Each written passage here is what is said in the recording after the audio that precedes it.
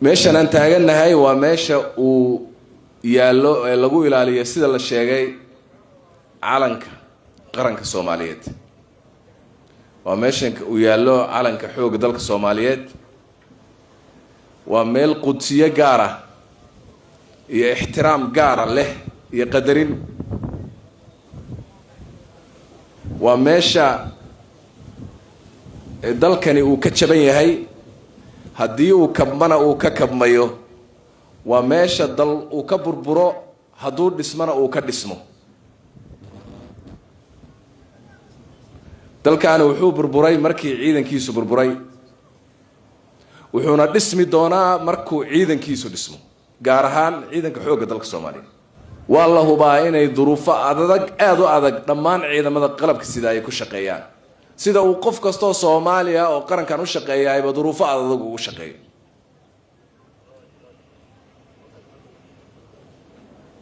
ugu yaraan ama ku dhawaad 4 milyan oo ubad Soomaaliyeed ah oo waxbarashadii gaaray oo banaanka jiijiifay idinka idin sugayaan inaad iskuulo u dhistaan.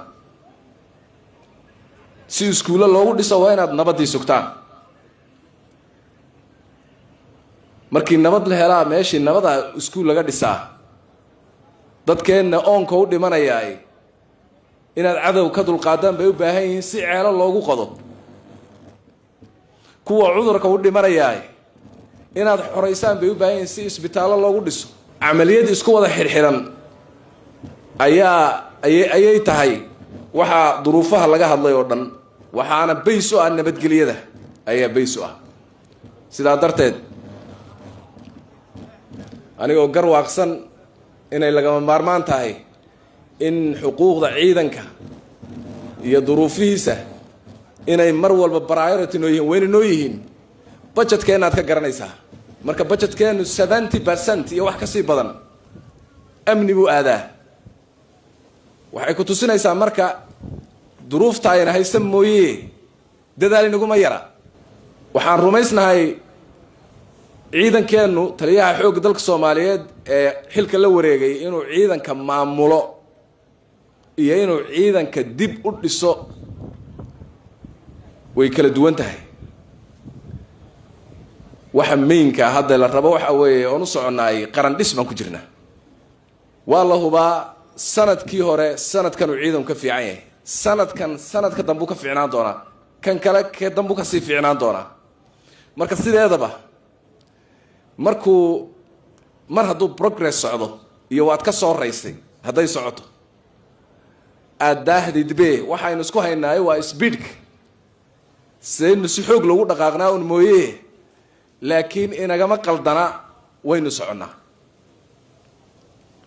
dagaalka aan kula jirna cadow dee dagaal nabigaaba sheegay calayhi salaatu wasalaam alxarb sijaal.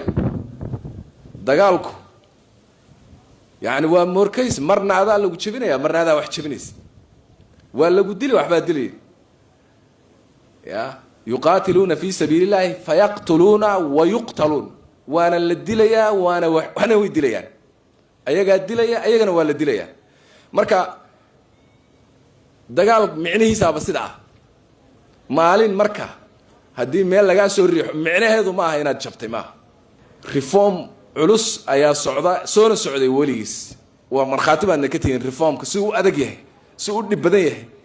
environment iyo bee'a adag oo qabiil dilooday oo 4.5 wax la yiraahdo jiro oo dhaqan muddo dheer soo socday oo aad u dhib badan uu jiro oo is-aaminkii iyo isku kalsoonaantii ay dhibaato ka jirto ayuu ciidankani ku dhex dhismaya.